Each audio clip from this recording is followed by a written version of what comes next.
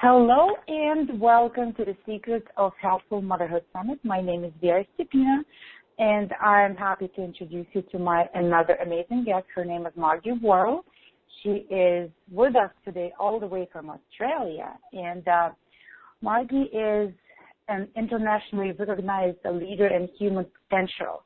She's passionate about empowering people to think bigger about what's possible for them, engage in braver conversations, and lead more purposeful lives. She's a speaker. She is an author. And I'm happy to have you here today, Margie. How are you? I'm great. Thank you for inviting me to speak with you. Thank you so much for going through the time difference confusion and finally making time to speak with me today. That was a little funny.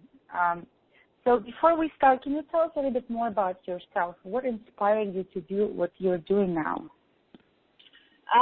Look, I guess it's funny. I think, it treads all the way back probably to my teenage years. I grew up on a dairy farm, the big sister of 7 kids in rural Australia. And honestly, my horizons, my sights weren't set very high and my horizons weren't very far.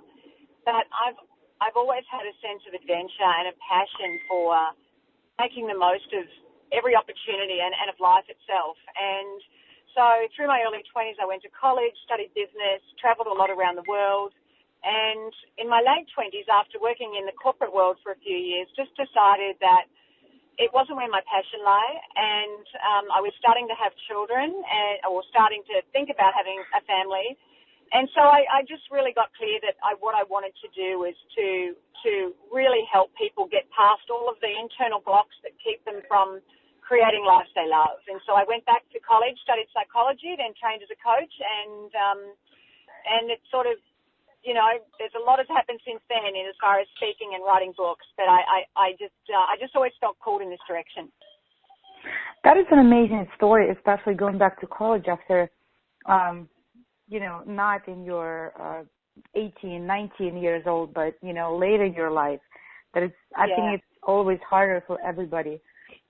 I'm 32 and I'm thinking about going back to college, and it scares me because I always think, like, what if I'm not smart enough anymore? What if I can't remember things? What if I won't do as good, So that is amazing. I think that to exactly what you have just said, it's that fear of, your fear is, what if I'm not smart enough? What if I can't remember things? And when we're having children, what if I don't have time? What if I can't juggle it all? And I know that too often we let our fear of what we can't do and our limiting belief about what we're capable of keep us from actually taking those actions. And I remember I went back to college, I was, I think, 29, and I had my first baby that year as well. And went on and had 3 more children. I have 4 children. But I remember clearly thinking, look, this is such a slow road. I can only study part-time. I stopped and started in between babies. But I remember thinking, well, at least at 40, when I get to be 40, at least then I'll be a lot further along than if I do nothing now, even though I was moving really slowly. And so I think that's what's really important. We often focus on just the immediate future. But if you cast your mind ahead 10 years from now and think, look, 10 years from now when I'm 42, what if I don't do this? I'll look back and say, gee, I wished I did. And so it's about just not letting that fear and self-doubt keep us from actually just getting into action. And my experience is overwhelmingly that when we do those things that we feel inspired to do, even though we're a bit scared of, that we always look back and go, I am so glad I did that. I learned so much more about myself, and I am so much better off because I just got out of my comfort zone and took action. That is so true. And we also have this saying, and I'm from Russia, and I'm originally from Russia, and back home we have this saying, we say, I would rather regret something that I did than I wish that I didn't do it, So, like, it's always better to try something and maybe fail or maybe not fail instead of just thinking, what if I did? And, you know because you didn't. So true. Well, it's one of my favorite little sayings. Well, I've got a few favorite sayings, but One of them, and I've written about it in my new book, Brave, is fear regret more than you fear failure. And, because too often we focus on what might go wrong or what might not work out versus what are the opportunities that we might miss out on? Where might we one day look back with regret? We tend to focus more on, there's neuroscience around it, what we have to lose versus what we have to gain. And so that old saying, whether it's the Russian proverb or just that concept of it is better to take action than inaction, because inaction, we can spend our lives in our comfort zone living in excuses, saying I'm too busy, I'm too old, I'm too young, I'm not smart enough, not clever enough, not organized enough, whatever it is, and that can profoundly limit who we are, what we do, and just really who we are, even for our children too. Yeah, because they look at us and they learn by example or by looking at what we do. So absolutely. This is what you call live bravely, because when I go on your website, that's the first line I see. You say live bravely. Like, what do you mean by that? Bravery and courage, and I use those two terms synonymously. I know there's a slight difference, but I use them in terms of it is taking action in the presence of our fears and self-doubts. And so when I talk about living bravely, I talk about having the courage, having to not let your fear and doubt stop you, to think bigger about what it is you'd really love to do with your life, to speak up and have those difficult conversations, even though you feel really vulnerable and they're really uncomfortable, to take action where you risk that you might fail. You mightn't succeed at something, but to take that action anyway and back yourself. And it's my experience, and I grew up with so many self-doubts, and I still have lots of self-doubts. However, I've just learned that if we give those doubts power, too much power in our lives, they keep us from taking actions. They keep us from forging new relationships, from doing things like I remember my fourth child, thinking, should I have a fourth child or not? Because I had 3 kids under 4 at the time. And I was really scared. Well, how can I possibly have 4 kids and forge a really rewarding second career? And my moment of just clarity, it was like, I am overwhelmed and I'm a bit intimidated and I don't know if I can do it, but I really don't want to let that fear stop me, because I think I'll regret it if I don't. Because having 4 kids for me was an inspiring thing. I came from a big family. I love big families. So yes, it's a daily juggling act. It's less of a juggling act now as they get older, but I share that with you because, man, I'm so glad I didn't let my fear of not having what it takes stop me from taking action. Yeah, and I think it stops a lot of women from having more kids. And originally maybe they wanted to have more than 1, maybe more than 2, maybe more than 3. But there's always a fear of something like, what if I don't have enough money? What if something happens? What if I can't get them into college or something like that? And I think that prevents a lot of us from, maybe having more kids, or for the most part, I think that's how it works. Well, look, I'm certainly not. I'm not sitting here. I'm not a publicist from the Vatican saying yes, more children is better. That was just important. That was just important to me. And I was in a situation. And with my work, I have, I'm able to give them the support that they need. It is a juggle, though. It is a juggling act every single day. I have a child sick home this week with a broken arm, and I have another child who's got a tough time right now, and you're constantly juggling and stretching things. But, I think, to me, when we're pursuing what we really feel called to do in our lives, everyone is better off, including our kids, even if at times that means that we can't be there for them every single moment. So, but that's a whole other conversation, and I'm happy to keep moving forward with it too. Yeah, I'm definitely not proposing that everybody needs to have more kids. I'm just saying I think a lot of women are scared of having more because for that particular reason. I know I was, I am still scared. I'm expecting my 3rd child in June.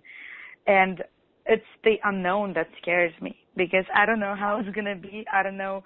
I mean, we already have a minivan, so we're set. But I don't know, like, how am I going to be able to take the other one to school? How am I going to work? How am I going to clean the house? But I guess I'll just figure that out when it comes. Well, and I think that they're all really valid concerns, and I remember feeling the same way. How on earth will I do it? Even with my first, like, how does anyone have more than one child? One child seems all-consuming. How could people possibly have two? And then I had two. And it was really busy, and then I kind of got into a bit of a routine, and then it was three. It's like, how do people do three? You know, it's like, you know, we can't just do my husband with one and me with one anymore. And then, and on it goes. And you know what? You figure it out, and you lower your bar when you need to. And often I think we get too caught up in these ideals of how things should be. We should on it. I call this term, we should on ourselves.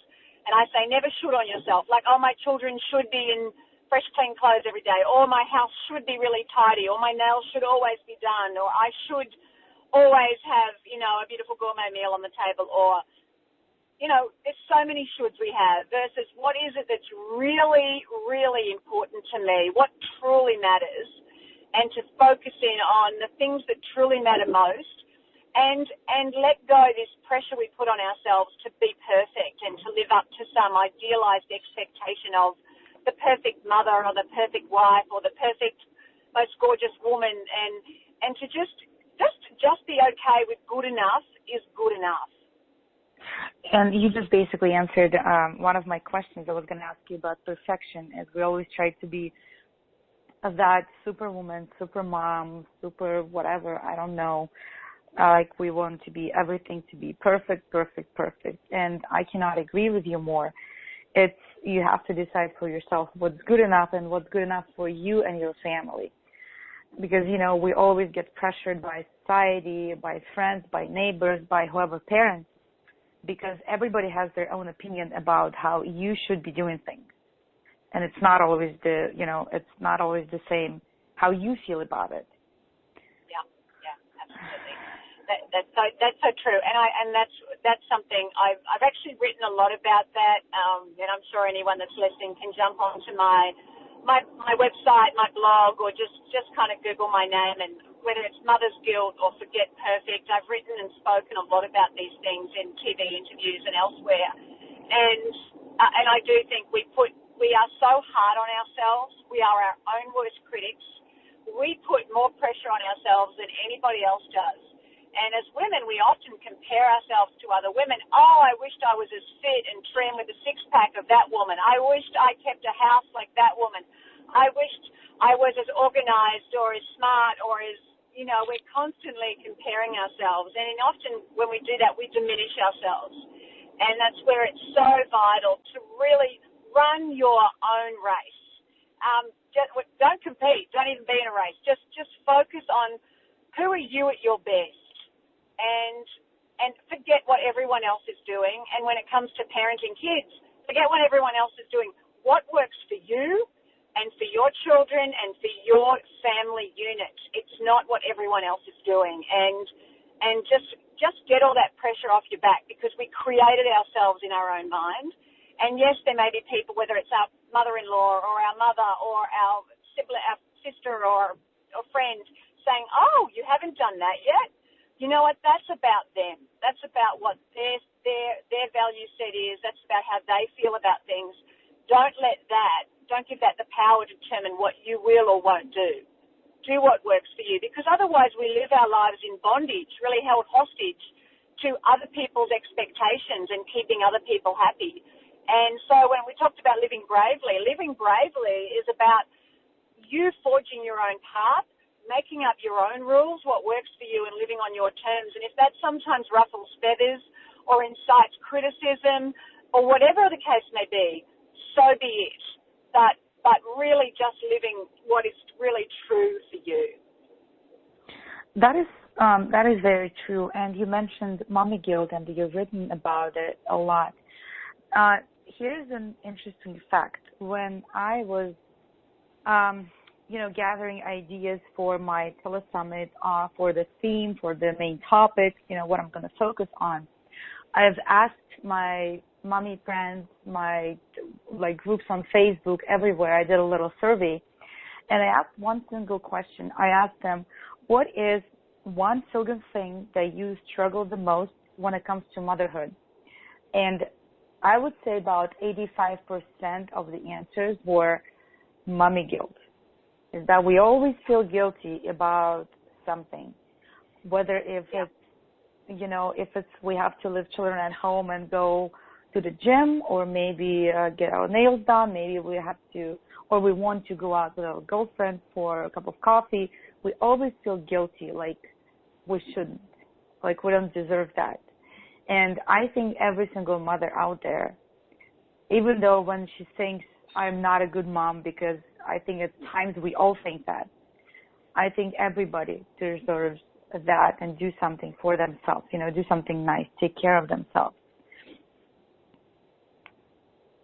Yeah, no, absolutely. And I think that's where the mother sisterhood, supporting each other and not being judgmental and critical when women make different choices than you. And I know there's so much written and said about the mummy wars, working mums versus stay-at-home mums. And it's really unfortunate when mothers make other mothers wrong, when we condemn them in some way because they choose differently to us, whether they choose to stay at home and we think they're boring, or whether they choose to go to work and we think they're selfish and overly ambitious at the cost of their children. It doesn't, none of us, we've all got to walk our own path and really just support each other in their choices and know that we're all just trying to figure it out for ourselves. Some of us have choices that others don't. Some of us, our circumstances are different.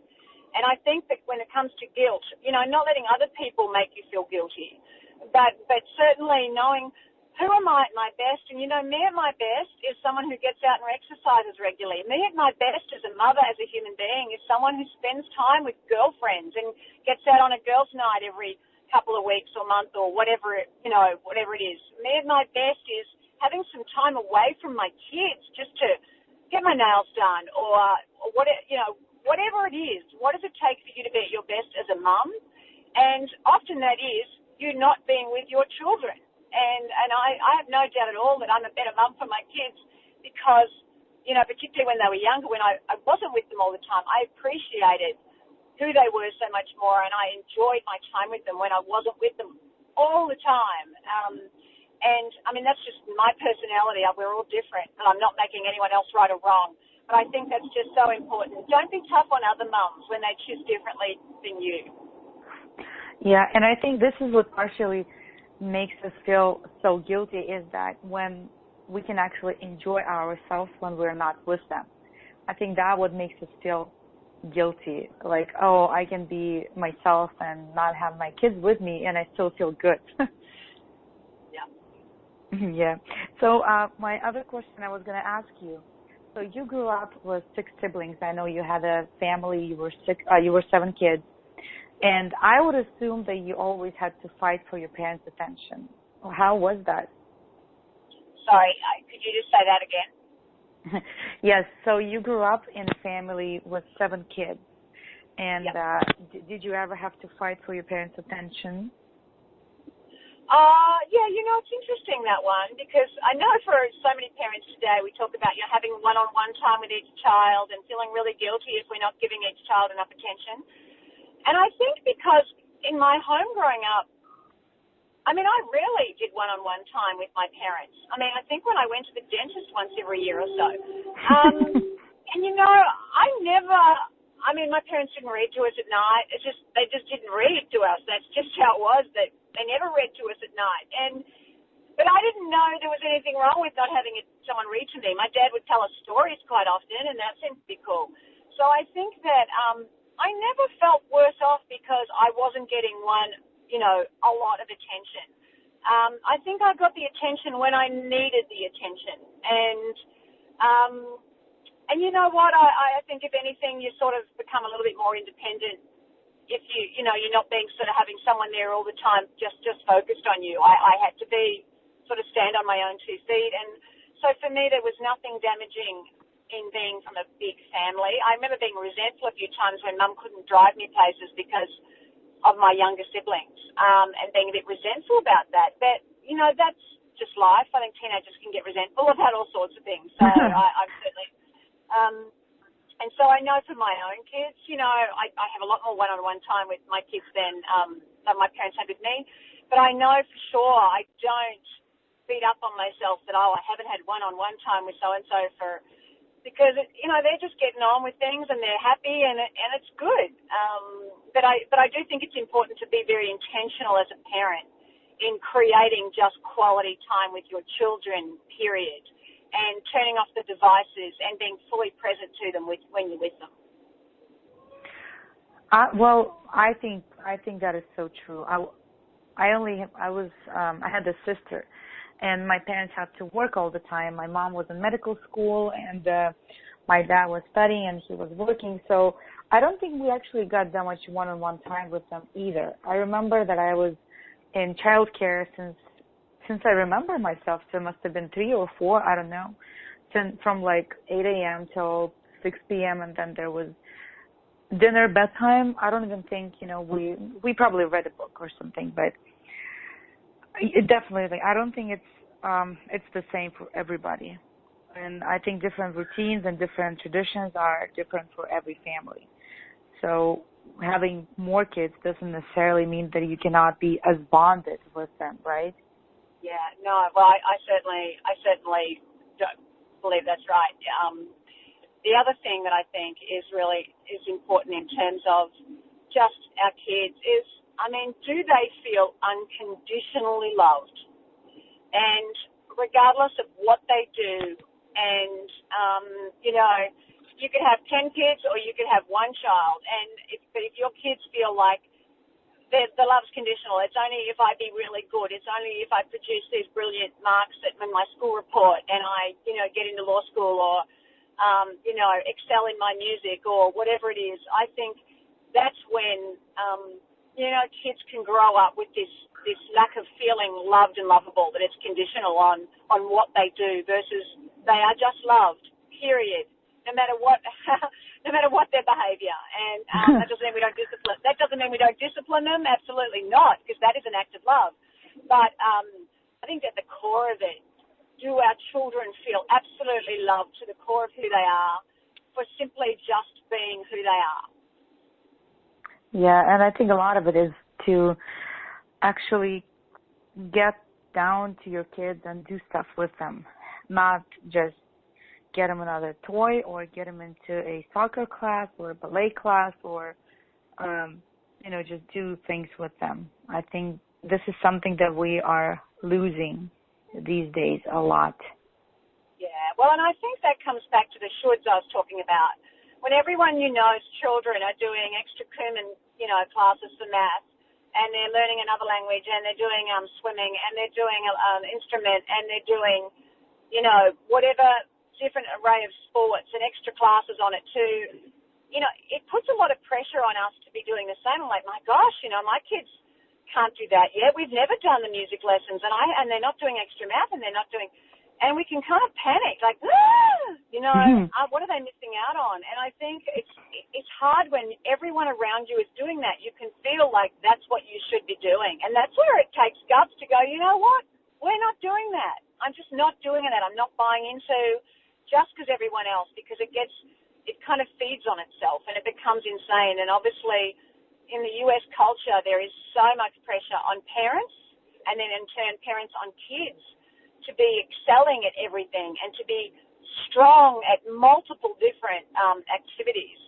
And it's relentless. And I think, you know, we see the rise in children with anxiety and, even teen suicide, all of these things.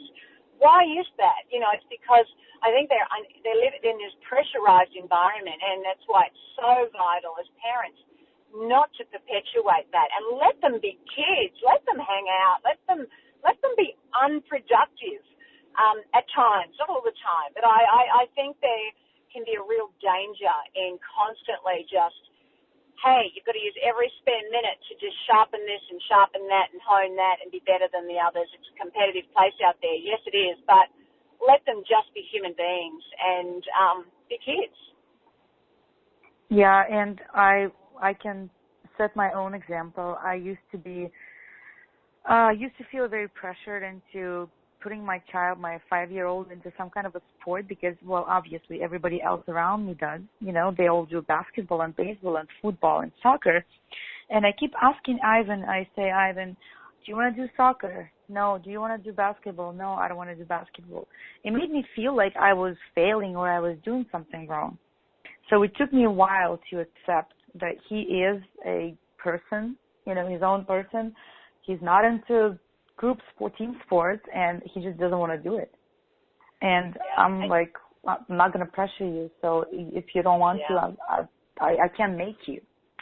Yeah, you know, and I with my kids, I have three boys, a girl. My daughter, they're now 17, 15, 13, and 11. And, you know, my daughter has never liked sports. We encouraged her to do all sports. And, I mean, we've bought all the different sports, and she's tried them all, and she never liked them all. And, you know, we'd invest in the gear, and she'd play one season of softball and go, I really don't like softball. Or, you know, I've had kids that did try lacrosse, or they did. And so we've had them do so many things. None of them have liked swimming. All of them have dropped the instruments. They just really didn't want to learn an instrument, despite the fact, you know, we were getting lessons and they were part of this and that. And, you know, last night my daughter was the lead role in a Shakespeare production at the school, and she was brilliant. And I thought, you know, I'm glad I just let go when she said, I don't want to play any team sports. And because, you know, I had a rule when they were younger that they have to do a team sport. It's so good for them to do team sports. It's so right. Socially and physically. And you know what? It's like, it's okay. She just doesn't want to do them. And you know what? I never wanted to do them either. But she's a brilliant actress and just... So, and she loves that, and it was her in her element. And I think accepting that not every kid's going to be an athlete and not every kid's going to be academic. We were encouraged to put my youngest child on Ritalin, I don't know, when he was about 5. And my husband and I just said, you know, teachers say he's a good kid. He just doesn't like sitting still and studying for that long. But he's 5, you know, he's just a boisterous boy. And just letting him be a boisterous boy versus, oh my gosh, he's not, the girls are running rings around him and reading books, and he's still, like, just trying to, like, put a sentence together. So I think there's so much pressure we can put on our kids to be in the academic front, in the athletic front, in the arts.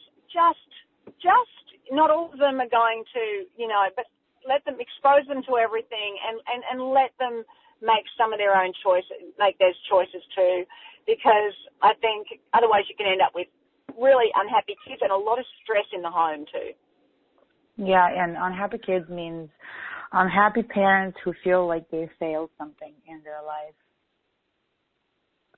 Yeah, and I think just on that, when it comes to just us as mothers too, you know, I'm a big believer in regularly exercising, and I don't have a perfect body, but I feel better when I exercise. And I'm not great at anything. I've never been excellent at anything in the athletic domain, but I just do it because I feel better about myself. And I think that's where giving kids exposure, whether it's whatever it is, just do what you enjoy, because in life, when we find that intersection between what we enjoy doing and what we're good at doing, that's when we thrive. And helping our kids find that, we want them to thrive in life. We don't want them to be miserable. Yeah, that's true. And I'm a personal trainer. You know, I'm a fitness coach. I'm a lifestyle coach. So for me, when my son says he doesn't want to do any sports, that felt really personally. So it took me a while to accept that he doesn't want to do any sports. Maybe he'll change his mind eventually. I don't know. We'll work on that. But definitely no pressuring and no making him do things that he doesn't want to do anymore. Yeah. Well, Margie, thank you so much for your advice, for your for the motivation, with the words of encouragement, and I hope that we can help, you know, maybe a few more women today, and that is a big thing to do. I think that is very important. Yeah. And thank you so much for finding time. Thanks. talking to me. Yeah, and look, I thank you, and I just encourage everyone, get onto my website, margiewarrell.com, and sign up for my Live Bravely newsletter, and my women's TV channel. I've got an online channel, rawcourage.tv, because I think, we need support, we need inspiration, and we need to really be connected to each other and helping each other just navigate our way forward. Absolutely. I actually included both of the links into the email that everybody is receiving this morning or has received this morning. So you can just follow the link and look at both website and the TV station. And I hope everybody enjoyed. My name is Vera Stepina. This was an interview with Margie Warrell for the Secrets of Healthful Motherhood Summit. And I hope to see or hear you guys again soon. Thank you so much.